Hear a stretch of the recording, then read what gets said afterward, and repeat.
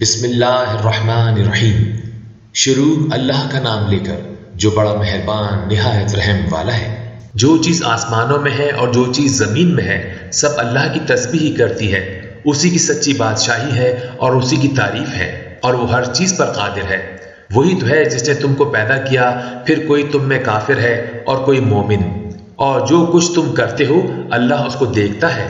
اسی نے آسمانوں اور زمین کو حکمت سے پیدا کیا اور اسی نے تمہاری صورتیں بنائیں اور صورتیں بھی اچھی بنائیں اور اسی کی طرف تمہیں لوٹ کر جانا ہے۔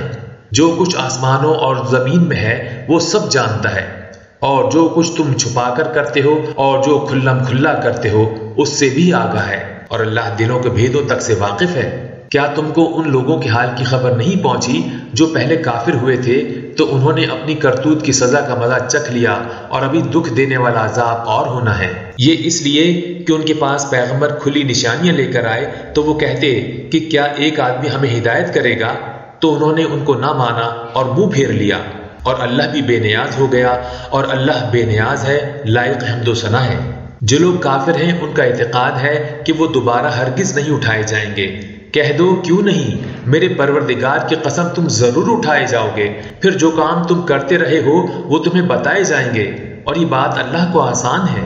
تو اللہ پر اور اس کے رسول صلی اللہ علیہ وآلہ وسلم پر اور اس نور یعنی قرآن پر جو ہم نے نازل فرمایا ہے ایمان لاؤ، اور اللہ تمہارے سب اعمال سے خبردار ہے۔ جس دن وہ تم کو اکٹھا کرے گا یعنی حشر کے دن، وہ نقصان اٹھانے کا دن ہے، اور جو شخص اللہ پر ایمان لائے اور نیک عمل کرے وہ اس سے اس کی برائیاں دور کر دے گا اور جنت کے باغوں میں جن کے نیچے نہریں بہہ رہی ہیں داخل کرے گا۔ وہ ہمیشہ ہمیشہ ان میں رہیں گے، یہی بڑی کامیابی ہے۔ اور جنہوں نے کفر کیا اور ہماری آیتوں کو جھٹلایا وہی اہل دوزخ ہیں کہ ہمیشہ اس میں رہیں گے، اور وہ بری جگہ ہے۔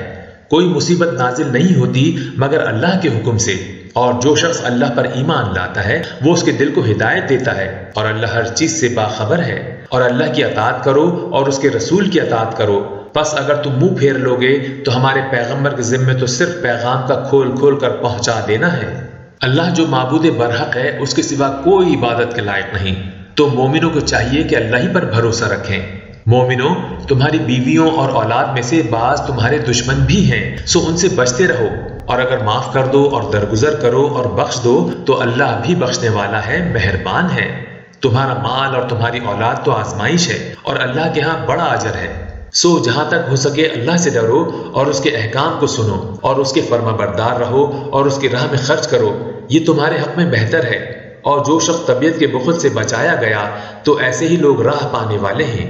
اگر تم اللہ کو نیک نیتی سے قرض دو گے تو وہ تم کو اس کا کئی گناہ دے گا اور تمہارے گناہ بھی معاف کر دے گا، اور اللہ قدر شناس ہے، بردبار ہے، پوشیدہ اور ظاہر کا جاننے والا ہے، غالب ہے، حکمت والا ہے۔